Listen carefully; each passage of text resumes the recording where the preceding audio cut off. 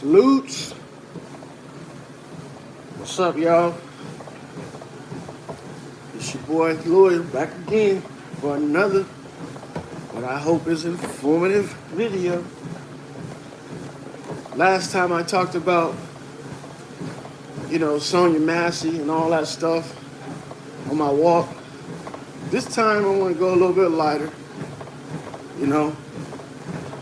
Information's starting to trickle out. People are starting to analyze the video, which I'm glad. There's a couple prominent people that I saw that kind of gave like their analysis on what the video was and some of the things that they missed out on. I think they picked up on it and they went back and they made a video about it. Clearing up some of the stuff. But today I want to go a little bit lighter. We'll talk about, my second pastime, my second favorite pastime, is reading and doing a lot of, defining the words and stuff like that in the Bible. So today I came across a video, man. I want you guys to hear this. I'm not going to show it, but I want you guys to hear what the narrator says about, the meaning of words. This video, I agree with it, but not all of it. But at the same time, it's a good, example of how, people perceive stuff and how we should be, more adept to finding out, this language that we're speaking, man, because a lot of us don't know exactly. We speak the language, but we don't know,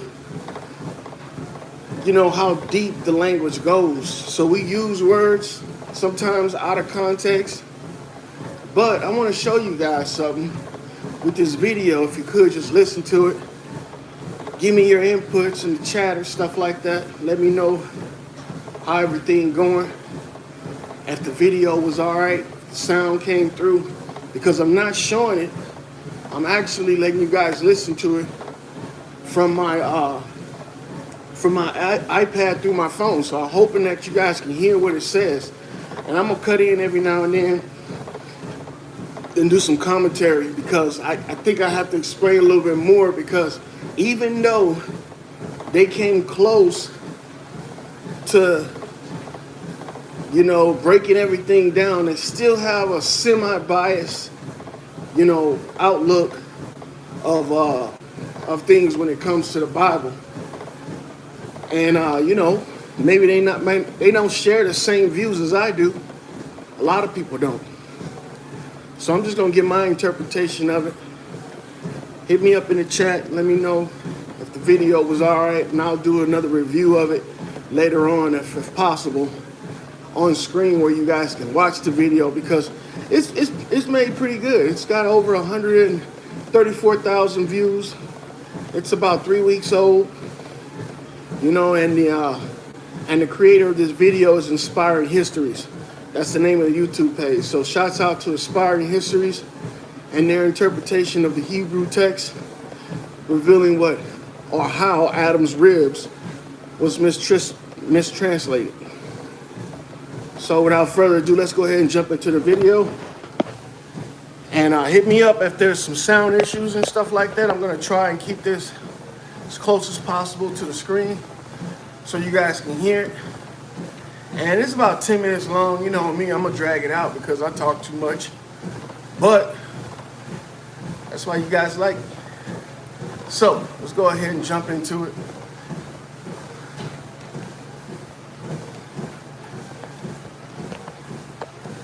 What if everything you knew about the creation of Eve was based on a mistranslation? Hold on, boy. Over the years, we've been told that... Hold on, boy. Let's slow that down. Oh, why they do that, man? All right. Let's go back.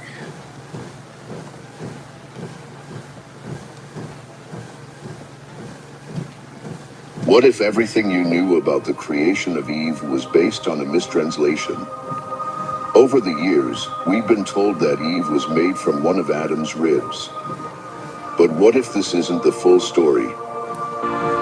Imagine a time when every detail of a story held the power to shape entire cultures and belief systems.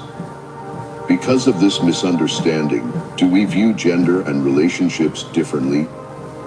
Join us as we delve into the original Hebrew text to uncover the truth. The traditional narrative tells us that God created Adam first and then made Eve from one of Adam's ribs. This story, found in Genesis 2 verses 21 to 22, has been interpreted as a divine justification for gender roles, often placing women in a secondary position. The idea of Eve being made from Adam's rib has been cited countless times to argue that women are somehow derived from men, reinforcing a hierarchy that has persisted through the ages. But what if I told you that the word rib is a mistranslation? What if the original Hebrew text reveals a completely different story, one that challenges the foundations of these patriarchal interpretations? Today, we're going to explore how a single word's mistranslation has shaped centuries of thought and what the true meaning can teach us about equality. I'm Donald J. Trump, and I approve this message. Well, I don't, motherfuckers. Stay with us as we uncover the truth behind Adam's rib and how this revelation can change our understanding of one of the most famous stories in history. In Hebrew, the word Selah appears over 40 times in the Old Testament, and interestingly, it is never translated as rib elsewhere. And see, the reason why I said that little comment earlier about they don't share all the views that I do is because they've taken the liberty of defining one word from the Hebrew text and translating it, but leaving everything else the same. And see, I think that's a fallacy, because how can you just take one word and define it, but leave everything else the same? Say, oh, just that one word is the only problem. No. I've said before when doing videos about this that the word Eve itself and the word Adam itself have different meanings. And that if you delve off into it, you'll find out that the word Eve isn't about a female at all. Isn't about anything that has to do with a woman when you look into the background of the word that the Hebrews used for the word Eve. Now, what I understood is that the English language is not part of the Hebrew language, or even close, because we have a standalone alphabetical system and a standalone, syntax. And what I mean by syntax is the way we arrange our sentences. In English, we read from right to left, top to bottom. Well, in Hebrew, and just about every other language, do the opposite. They read from right to left, or left to right, right? Or right to left, right to left, from the top to the bottom, but it's not from a sentence. Some of the languages are written, down the page instead of across the page. So what that means is that the interpretation that we're getting in English, if not explained, will give us a totally different meaning. And when taught like this for years, people are conditioned to believe something in a certain way or in a certain manner. So what I took the liberty of doing was going back and looking at the comparison of the Hebrew language and the English language, and finding out that we have words that have multiple meanings just like they do. And if not utilized, not the meaning, of course, if it's not utilized, then we lose a portion of the translation. Meaning like we use metaphors and similes and stuff like that. And we also utilize, certain type of forms of writing that use descriptive terms to describe things. Well, the Hebrew language does the same thing. I think that if we dissect this, the Adam and the Eve, we'll find out that we're not talking about people. We're talking about animals. And not only not animals, but land masses where these animals reside. And by saying that, we recognize that the story that we've been taught all these years might have a different meaning behind it, and that meaning might be something that we can utilize to assist us in our lives. And see, I think that we've been learning it this way for so long, learning it another way might not be as bad as we think it is. Because all these years that we've been taught about the stories in the Bible from the perspective of the clergyman has not benefited us at all. I mean, yeah, people have had spiritual growth and stuff like that, but that's about it. It's an individual, prosperity.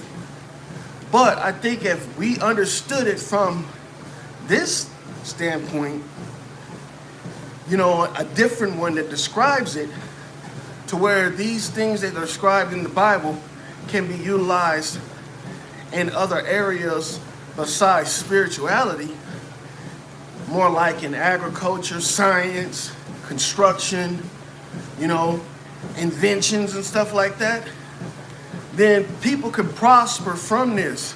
And by having the blueprints, or should I say, right at their fingertips, because everybody has a Bible. Even people that aren't Christians have Bibles. They're able to go into this, man, and apply this at their own pace to their life. So looking at that story about Adam and Eve and the rib not being, what it's translated to, is a good start. Because that puts us back smack dab in the beginning of the book. And we can start off fresh. So back to this gentleman that was speaking about the rib and how he was explaining that it was a mistranslation. And I got my own interpretation of that as well.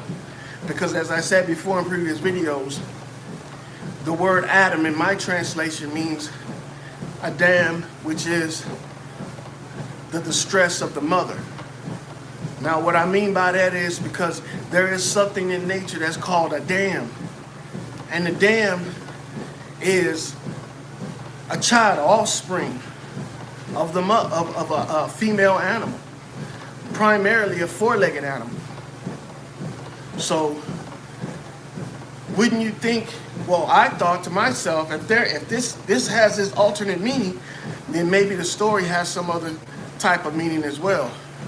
So I started to look into it, and I found out that the word that they use for Eve in Hebrew, Shavah, also is the same word they use for a location east of the Jordan River, a landmass, a region. So I looked into it a little bit more and come to find out that it's a coincidence that a lot of the words that we're using have the same type of translations where they have alternative meanings that translate into something that has something to deal with agriculture, animals, and land masses. So delving off into that, I made that connection, and now let's get into the video a little bit more. Because these damn dogs. Instead, it consistently means side, chamber, or part of a building. There are several scriptural examples of this. For example, in Exodus 25 verse 12, Selah refers to the sides of the Ark of the Covenant. Cast 4 gold rings for it and fasten them to its 4 feet, with 2 rings on one side and 2 rings on the other. Here, Selah is clearly translated as side, not rib. And see, that's another thing. They're going to get into, if it means side and not rib, they're going to translate it into some type of location. And this is where I said that the word Eve also represents a location. You know, a location east of the Jordan River. So if they're saying that rib is translated as side, that wouldn't be so far-fetched as to say the side in which Eve was located is the east and not the west, or not the south or the north. It's the east of the Jordan River.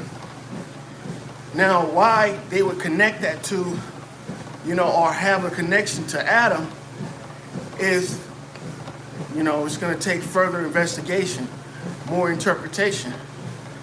And I think it has something to do with it because in nature, animals are connected to the land.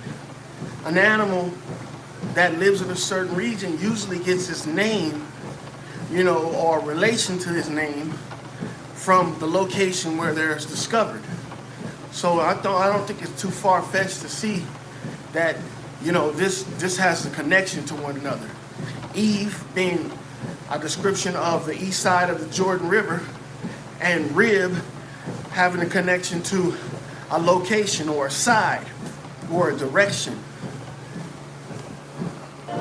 Similarly, in 1 Kings 6 verse 5, Selah describes the chambers or rooms alongside the temple. Against the wall. Alongside the temple, right? Selah. It didn't say that Selah means the side of the temple. It means a location alongside of the temple. So if you're talking about Eve being a description of the east side, and Eve originated from the rib, right? And that's being a side of something. And since Eve is that location, it wouldn't be too far-fetched to say that the rib is pointing to the direction in which Eve is located, and both the name and the object that describes the origin of Eve gives you that, you know, that indication or that verification that we're on the right path when we're saying that Eve is a location on the map and not actually a person. So this further gives me indication, and I knew about this because I delved into investigating all the words between Adam and Eve. So that's how I came to the conclusion that Eve was a location, you know, instead of actually being a person. So let's get back into it. Walls of the main hall and inner sanctuary, he built a structure around the building in which there were side rooms. This consistent use of Selah to mean side or chamber supports the argument that its translation as rib in Genesis 2 verses 21 to 22 is a misinterpretation. The Bible provides a precedent for using specific words for body parts. Yes, it does. The Bible does. And the reason being is because all words have translations that have multiple meanings. And Hebrew language is no different from that. As well as when the translation from the Hebrew language to the English word, which gives me an indication that maybe the Bible and the Torah was written at the same time, which would give reason to believe that they're two different texts. That's why they have two different forms of understanding. Now, when the Bible was written, they say that it was translated from the Torah. But I believe that the translations were not really from one another, that they were written in tandem. I mean, it's like when you go to if you're in a class and you're taking notes, well, everybody's taking notes. Everybody in the room should pretty much have the same, information in their notes, but written down differently because, different individuals. So I'm thinking that the Torah and the Bible were written simultaneously, but since they were written by two different authors or multiple different authors, the information was written so so it covered the same information but was written in a different style. Oh my goodness.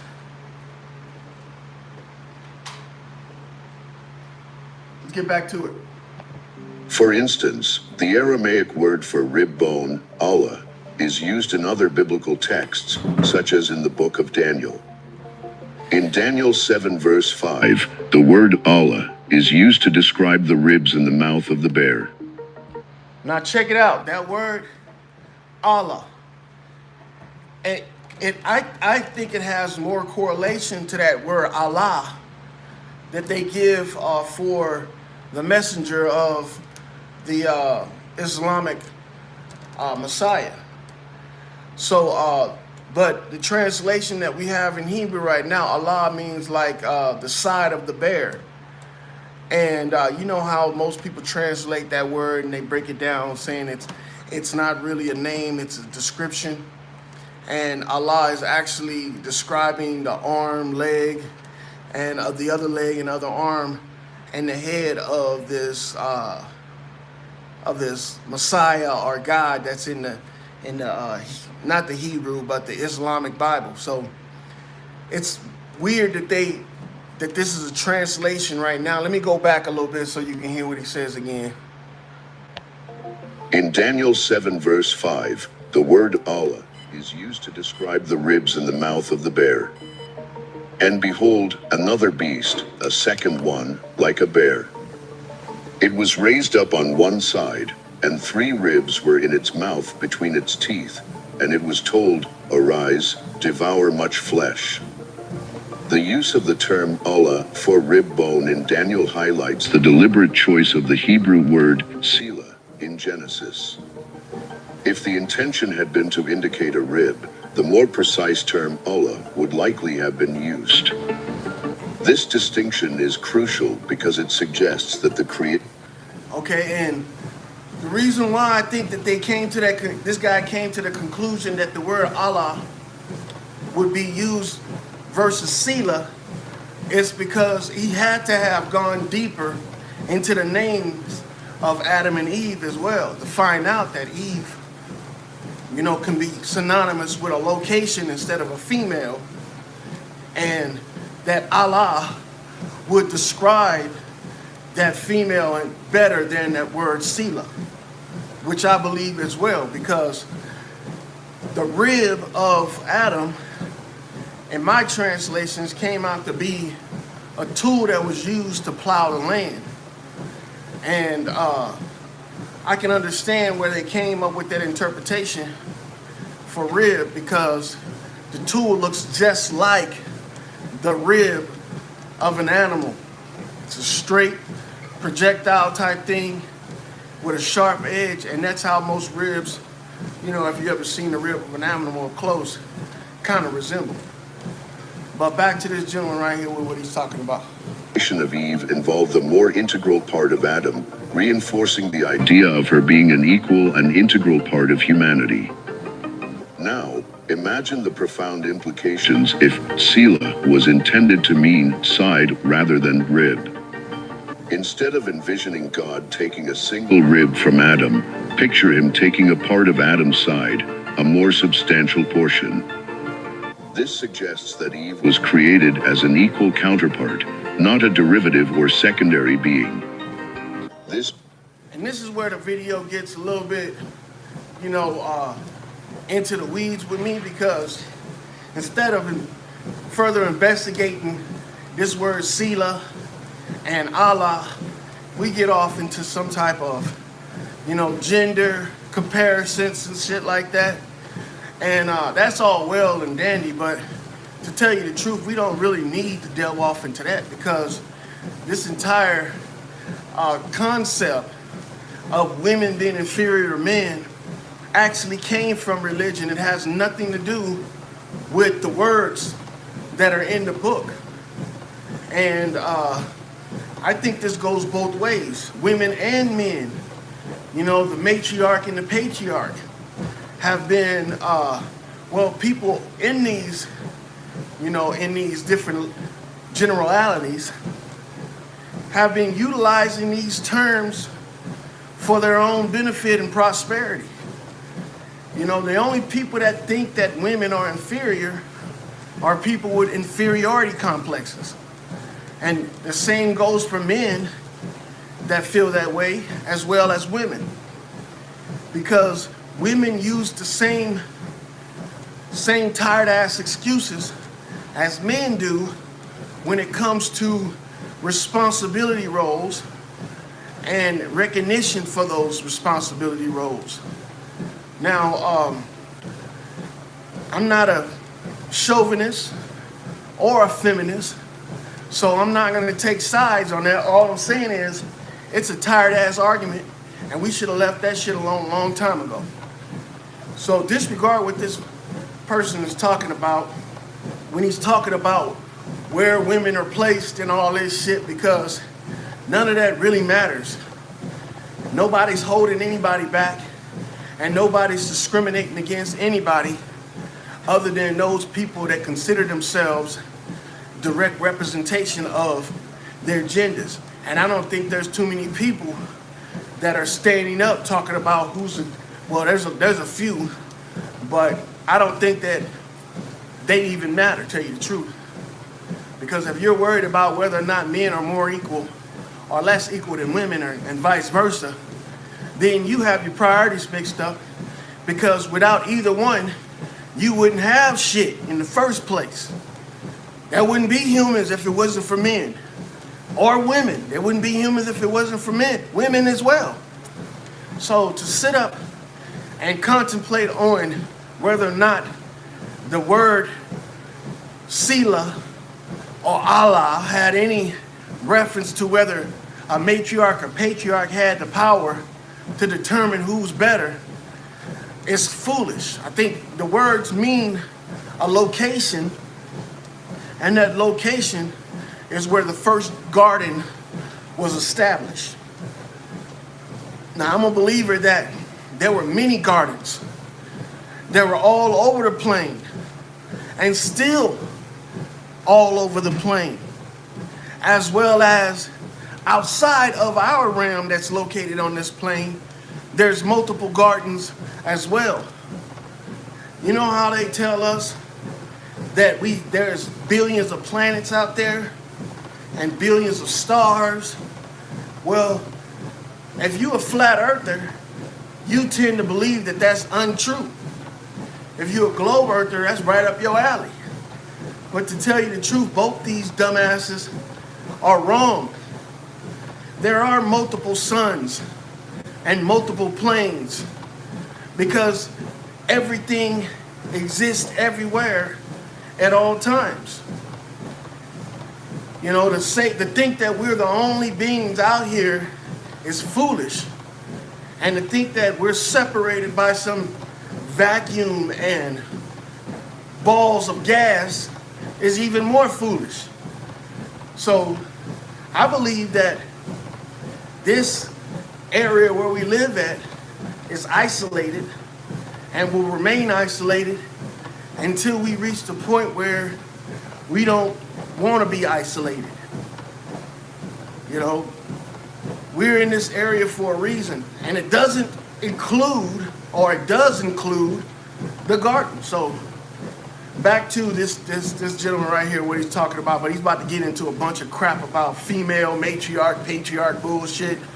Just disregard that and get the message. And the message is the word rib does not mean a body part of Adam. Reinterpretation shifts the focus from a minor, seemingly insignificant bone to a significant part of Adam's being, emphasizing equality and partnership. The mistranslation of Sila as rib has far-reaching consequences. For centuries, the idea that woman was made from a small, insignificant part of man has been used to justify patriarchal structures. Believe it or not, this interpretation is used not only by patriarchs, but matriarchs as well. Because in order to have a reason to be victimized, you gotta have a victimizer. And both sides play this game. Man, or the patriarch, or individuals that utilize this mindset, believe that the matriarch is the enemy, and vice versa. Women, or individuals that use this term, or matriarch, believe that men are the reason for their struggle and everything as well. I don't mean to be breaking up into this stuff, but the thing is that I believe that, man, this is the root of all our issues. It's because we don't know the lessons that we're taught or the words that they're used to teach us these lessons. So we tend to fall victim to this mindset that they put in place, the matriarch and the patriarch, which are both detrimental to the existence of humans. The matriarch not only is utilized to bring forth all these type of abominations, the patriarch as well, and they do it in unison with one another, not only to disrupt each other's flow, but they do it to maintain control of the masses. So if neither one of these parties existed, I don't think that any of the shit that we have with gender would exist as well, and gender dysphoria, which I believe is both parties' faults, matriarch and patriarch. But I'm getting off on a tangent. Let's go back to the video. This interpretation has reinforced the notion that men are the primary beings and women are secondary. This idea has seeped into religious doctrines, cultural norms, and societal structures, shaping the way gender roles are perceived and enacted. Historically, this mistranslation has manifested in various ways. In many cultures, women have been denied the same rights as men, seen as property, or expect. Hey, Ronnie, what's up, brother? Good to see you. Just doing one of my walk with me videos, hitting on some topics I hit earlier. I'm just trying to clear up some misunderstandings and stuff like that I thought I might have. Appreciate you showing up, brother. Let me know if you can hear this. To fulfill subservient roles. Even today, remnants of this belief persist in certain traditions and practices. The idea that women are somehow less than men has been used to justify their exclusion from leadership roles, educational opportunities, and decision-making processes. Consider the historical context in which this mistranslation has been perpetuated. Hello, my name is Daniel, and I made this painting, and I'm going to show you how I did it. Throughout history, patriarchal societies have often relied on religious texts to validate their structures. And again, these are concepts that are used not only by matriarch, but patriarch as well, or vice versa, not by patriarch, but matriarch as well. And this is what builds these identity crises that we have. When you have two sides representing the whole, and neither one can come to some type of agreement on what's what. But again, what's important is the translation of this word rib and the meaning behind it, which I believe is that Eve is not a woman, that Eve actually is a metaphor for a location located next to the Jordan River, precisely east of the Jordan River. And that's where Adam was created, along with a lot of the animals that Adam named, which is another story, because I believe that not all animals in the Bible, explain all the other animals in nature. that specific animals were bred and raised in the garden, separate from the animals that are out in nature. And I did a video on this, certain characteristics that these animals that were bred in the garden from the animals that grew in nature demonstrate their ability to procreate. What I mean by that is that animals in nature procreate naturally, and animals that were created in the garden have problems or issues with that, where that most of them can't reproduce as if they were naturally, created in nature. And you see that with most of the animals that have to be, domesticated, or if not, put in some type of wildlife enclosure. And that includes lions, tigers, some bears, elephants. These are animals that I believe, some aquatic animals too. These are animals that I believe that were particularly created in the garden, separate from the animals out of nature, as well as Adam being created in the garden, separate from humans and that were in nature. And the Bible talks about that, gives you that interpretation at the beginning, as well throughout. Speaking about, the different factions of people that the tribes came across, and that they were separate, not only in, in physicality, in their physical bodies, but in mentality as well, which made them, not compatible with the tribes. But again, back to this gentleman and what he's talking about, I feel like this part of the video is more catered to a certain demographic, because he's gonna get into all this talk about, women being equal to men and shit like that, which is not bad. But when it comes to religion, I think that we pay too much attention to that, and that's what brings up division, and that's what brings about, confusion as well.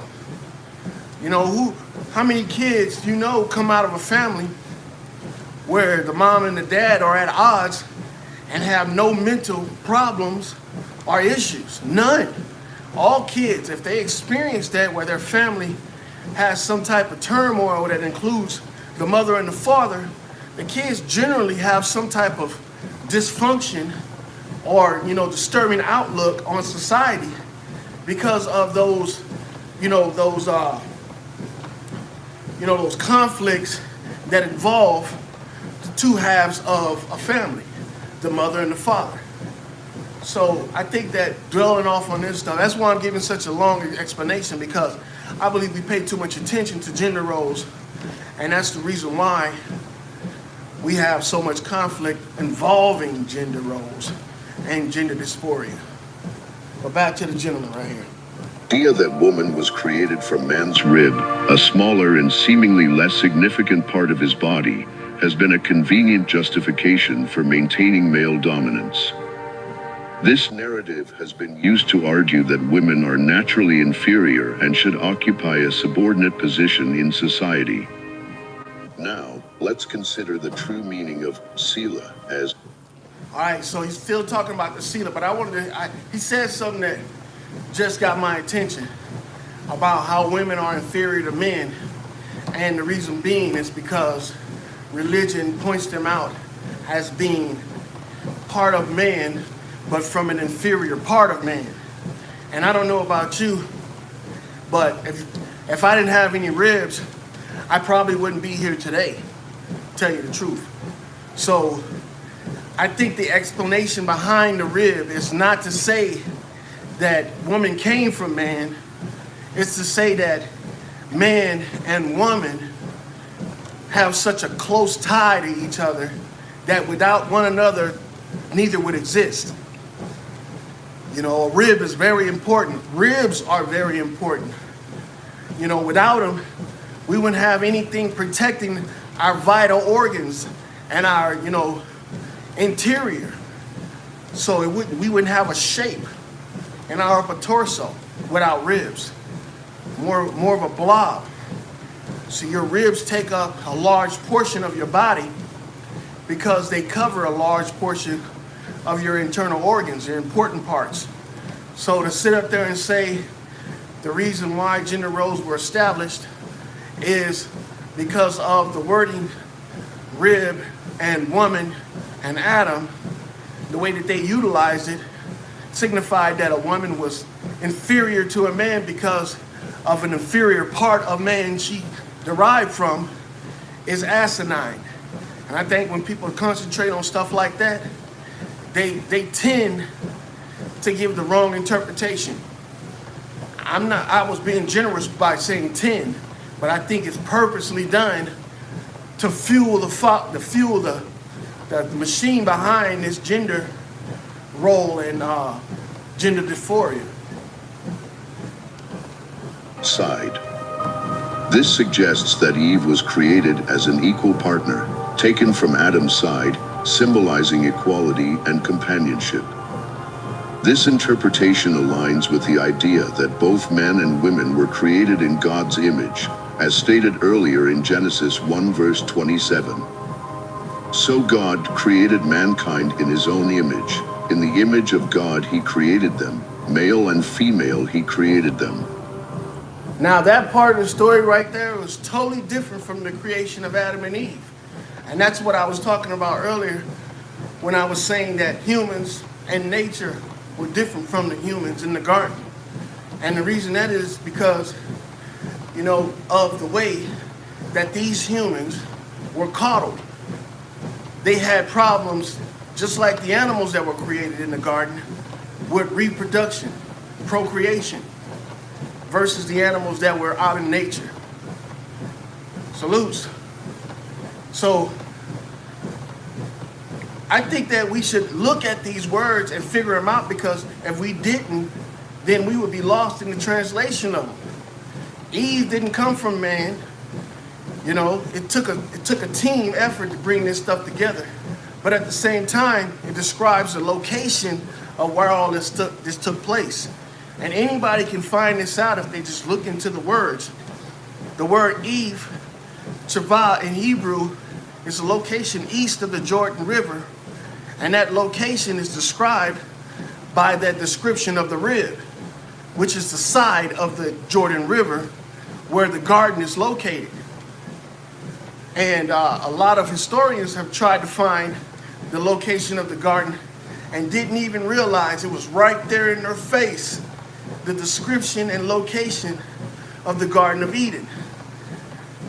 So if you guys want to find out what I'm talking about, look up that word Tshavah in Hebrew, and it will tell you that Eve, E-V-E, means evening, as well as a location on the map of a spot in Jordan that's located east of it, of the river.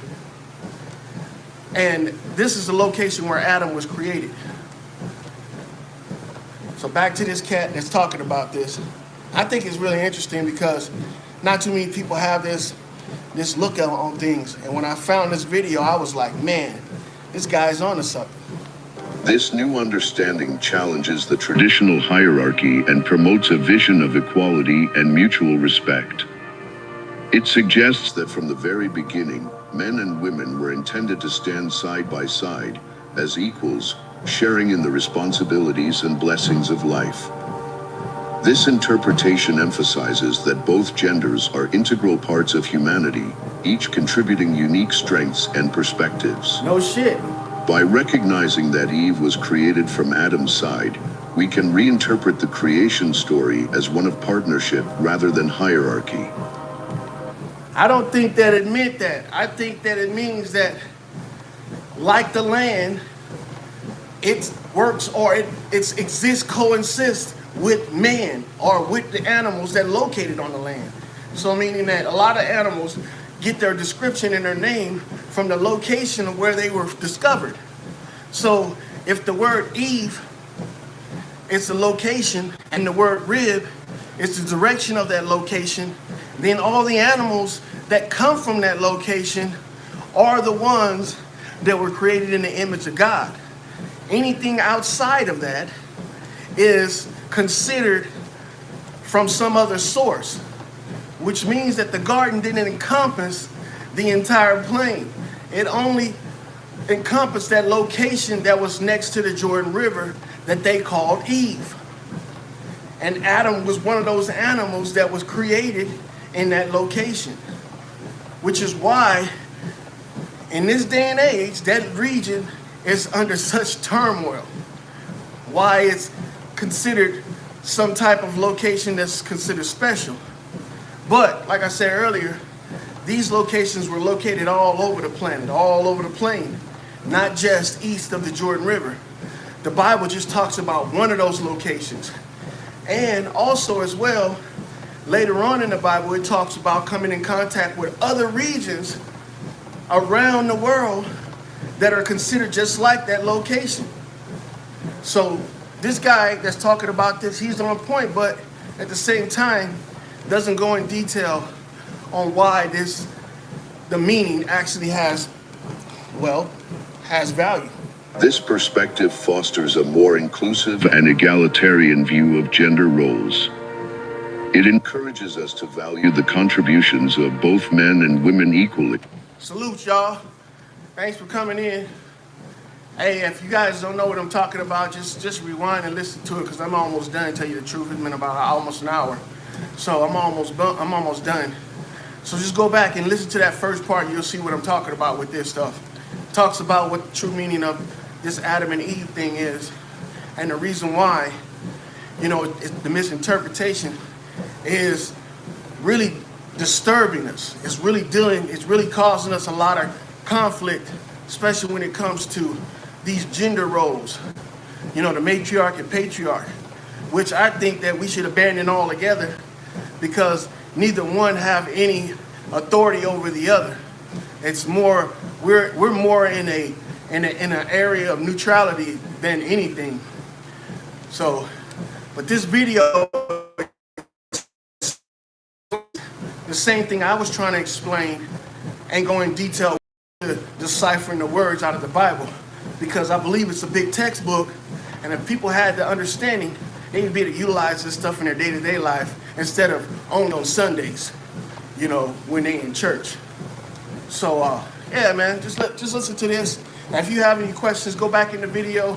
Hit me up in the comments if you agree or disagree. And, yeah, like, share, and subscribe, guys. And to work together in building a more just and equitable society. Language is powerful, and the words we choose can shape our understanding of the world. Accurate translations are essential for conveying the intended meanings of ancient texts and for preserving their original messages. Misinterpretations can have profound and lasting effects on our beliefs and practices. While the mistranslation of Itzila has had a significant impact on gender roles, there are numerous examples in the Bible that support the idea of equality between men and women. Salutes, pal. These examples highlight the importance of interpreting biblical texts in their proper context and recognizing the inherent value and dignity of all people. 1. Deborah the prophetess. In the book of Judges, Deborah is described as a prophetess and leader of Israel. She held a position of authority and was respected.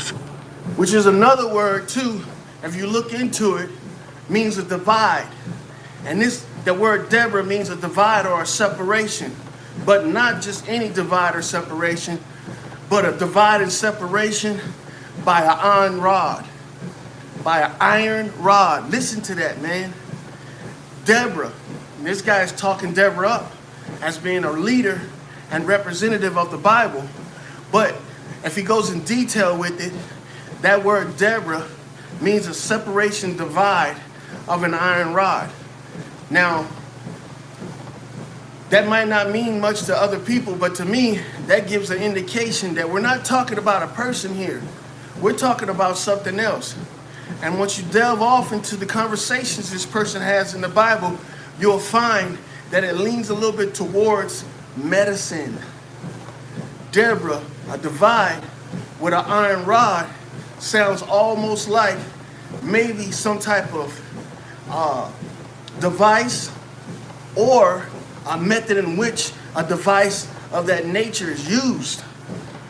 And I'm always looking at the fact is that we give a lot of presidents and credit to a certain demographic of people right now that we deal with that have a license to kill. You know, and these people, they circulate and work in an area that is considered, you know, pretty much almost godlike. I'm gonna flat out say it. We're talking about the medical field here, and we're talking about doctors. And the way that doctors are being looked at as God or having the ability to, you know, work and function in this society without impunity, meaning that they can't be held accountable for their actions when they're performing their practices.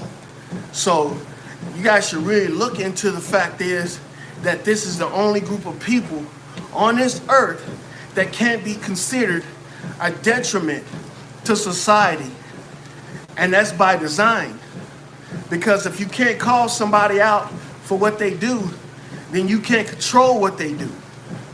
See, and if you guys saw the numbers of people that die by the hands of this certain demographic of people, then you would be like, damn, if you didn't know of their history and of their, you know, of their prestige, because that's what they have, a prestige, then you wouldn't even recognize that if we just found out about these people, like we never heard of doctors at all, and we found out that a certain group of people, you know, have the authority to do things to you, and if you die from those things, they can't be held accountable. And the numbers of people that die from these things is so large. We're talking about 100,000 people a year die from the medical practice. Over 100,000. This is why I'm getting these numbers from, you know, 2016, 17. Over 100,000 people a year die from medical practices, and none of these people can be held accountable for these deaths. And on top of that, how can you be a person that have multiple deaths under your practice and not be affected mentally? And this is something that needs to be talked about, because we got people that have hundreds of deaths under their belt, and they still walking around practicing and haven't gotten the practice down to a science. Meaning that anything that they do can't be repeated by anybody else. What kind of shit is that? I mean, if you had over 100 deaths and it was considered a job, and you go home every night and sleep like a damn baby, in my book, that's a damn serial killer. That's someone that's a hired, you know, executioner. How the hell you supposed to save lives and you have more failures than success? That doesn't make any sense to me. And this is across the board. Any continent, any state, any region you go to, these numbers are prevalent. If you talk to a doctor and you find out that they've worked for 20, 30 years and 90% of their patients that they perform procedures on had complications and even death, bro, you wouldn't even fool with these people, let alone socialize with them, knowing that that many people died under their care. Because in reality, you got service members that go off to war and maybe come in contact with violence twice, maybe 3 times, where they know that they harmed somebody, and come back home and suffer from mental trauma for years, for sometimes in silence, for years. But these guys deal with it right here in the homeland and in their homelands, and they kill people without impunity, or people die from their practices without impunity, and they just move the fuck on. That's some crazy shit to me. I don't understand that. How the hell we got a profession where it's okay that people die under your care and we can't hold you accountable for it? That's crazy. And in the news today, we have certain situations where we can bring to light people that are going through this stuff, like that young man from Texas, that football player, where the doctors just unplugged his life support because they feel like they can't do anything for him. Well, what gives you the fucking right to unplug him then? Let somebody else try. What, are you the end all to all? And that's what happens when we created a system where everybody's information is put on the net and can't none of it be disputed. And this fucking free healthcare bullshit. We didn't learn all throughout these years that anything free might not be good for you, that it takes value in order to have some type of wealth. You know, if you don't value the services you're getting from someone, they can give you any type of service they want. That includes taking your life. And we allowed this shit when we had these cocksuckers come in here and say we need a universal health care, which for one, took away the prestige of a doctor and turned him into a laborer. And then two, right, made you less accountable for your own safety, for your own health. Because now people are feeling obligated to utilize this bullshit that they call healthcare because they're paying for it. You know how people are. I bought it, I might as well use it. That's the type of mentality that most people have. When they don't realize what they have in their disposal is a damn gun, and they're using it like Russian roulette instead of actually turning it on the motherfuckers that's supposed to be, you know, dealt with. Let me watch what I say. But at the same time, man, I just think it's weird how these people are able to exist in society and not be held accountable for their actions. If you do surgery on somebody, I know they give you their consent, but they give you the consent to help them, not to harm them. And when someone dies under your care, that's not help, that's harm. So if you thought that the procedure was too complicated for you to do, that's just like a motherfucker that goes out and drink, you know, and says that I'm cool to drive, but don't realize they had too much to drink and then they crash. They had all of the common sense and understanding to make the decision to drink. And then also, when they crashed, they took all the responsibility. The same thing should apply with these occupations that are considered prestigious, like the medical field. If you had all the common sense and the understanding to get somebody to agree to a procedure and they end up dying, you should have all the responsibility as well, because they trusted you with their life. Ain't no do-overs when it comes to life and death. And I think that these people should be held accountable. But I got off track and got on this shit about the doctors, because this stuff weighs really heavily on me, because it has a lot to do with this. When we start giving people unwarranted authority to do what they please, they tend to make up rules and do shit that that affects us negatively. Because anytime when you have one person or a few people in control of many, and they make these bad decisions and then don't get held accountable for it, then you have chaos. And you have these people feeling like they're being abused and shit. And I think religion has been utilized to push this shit forward, as well as a lot of this gender dysphoria shit too as well. So let me go ahead. I'm gonna finish out this video after I'm done. I'm just gonna go ahead and end the live. It's got about a couple minutes. And yeah, hit me up in the chat, man, or in the comments. Let me know, man, because I look at this stuff seriously. Her wisdom and leadership. Deborah's story demonstrates that women can hold significant roles in religious and societal leadership. 2. Ruth and Naomi. The story of Ruth and Naomi in the book of Ruth highlights the strength and resilience of women. Ruth's loyalty to Naomi and her determination to support her family demonstrate the important contributions women make to their communities. 3. Mary Magdalene. In the New Testament, Mary Magdalene is one of Jesus' closest followers and the first to witness his resurrection.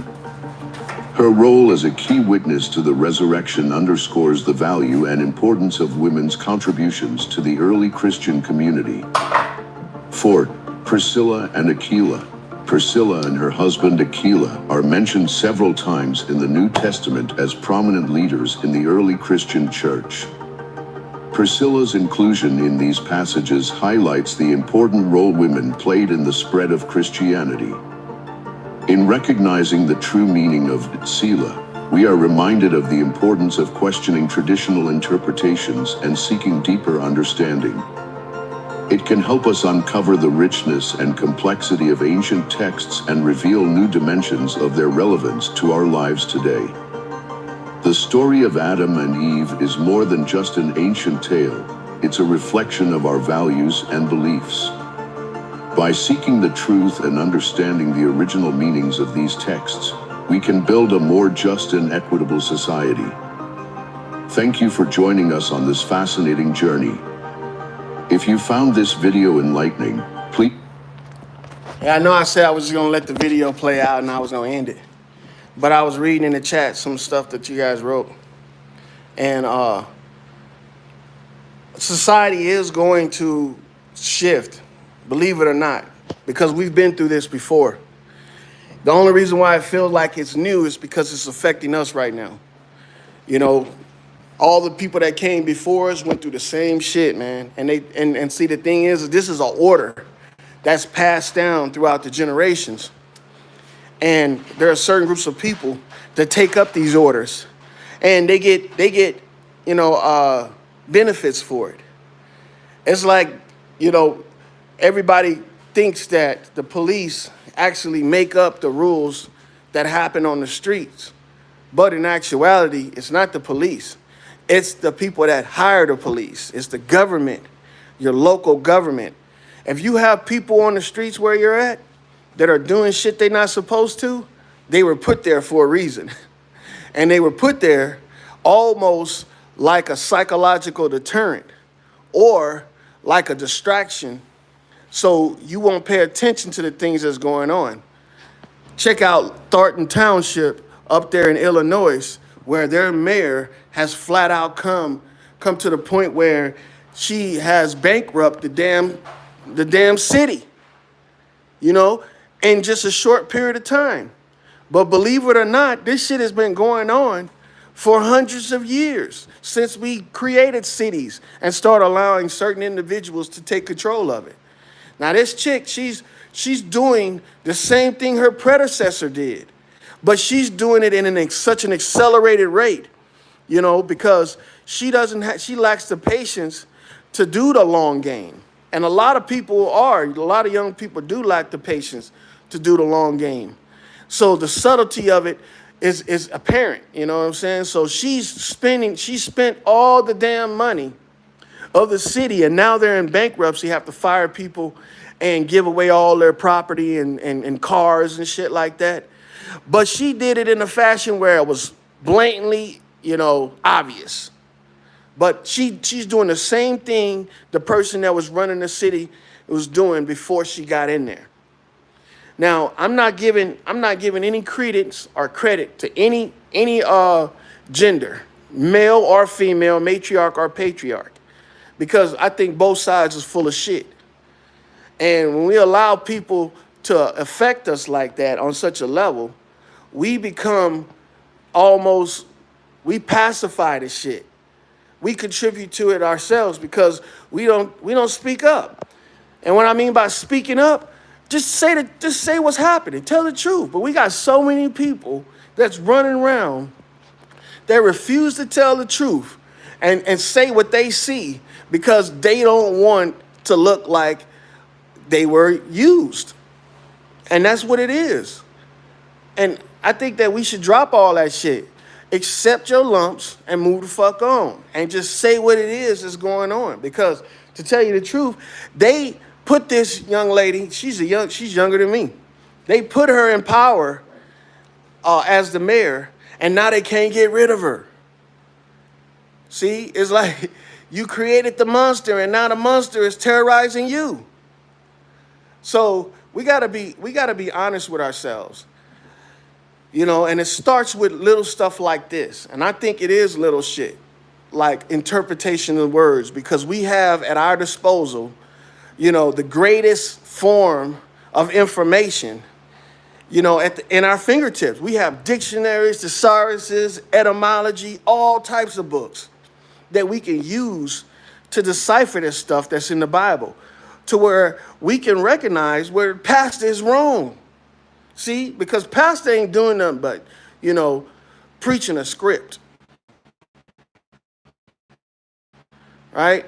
He goes through, finds something that he thinks is gonna incite the crowd, and he comes out and he elaborates on it. That's it. There's no real true learning involved, because if you can't break down the words and give us alternative meanings and describe which one of those meanings is being spoken about in this passage, then man, what are you doing? You just telling stories and shit. And people fall for that. They've been falling for it for years. And they're going to continue to fall for it if people don't speak up. And this right here is trickling over into our society and has taken over, tell you the truth. But like I said, it's going to make a shift. And it probably won't be in our lifetime, which it never probably is. But I think it occurs around every 100 or so years, because we end up going back to this age where men are looked at as men, women are looked at as women, and society changes based on, you know, the things that occur in society, not what we believe. You know what I'm saying? So if we believe that the earth is heating up and all the ice is gonna melt and shit's gonna flood, we'll do some crazy shit, not only to avoid going through that, but to prove that it's gonna happen. And that's what they've been doing all of these years, trying to prove these wacky ass theories on both sides of the aisle. You know what I'm saying? Science and religion. So I think that if we just pay attention and point out the shit, we've created this culture of snitches that everybody consider that type of role as being, you know, bad. And to a certain extent, it is. But at the same time, look at the benefits that you get out of, you know, telling the truth, pointing out what's wrong, pointing out the bad apples, you know, getting rid of the pests. You see what I'm saying? So I don't see that there was a problem with people pointing this stuff out, but I do see it's a problem by weaponizing that shit. You know what I'm saying? Utilizing false witness and stuff like that, because that's why a snitch, the word snitch came about, because people utilize false witness against other people. So telling on somebody for something they did wrong became a negative thing versus telling on somebody to get justice, because it was used improperly.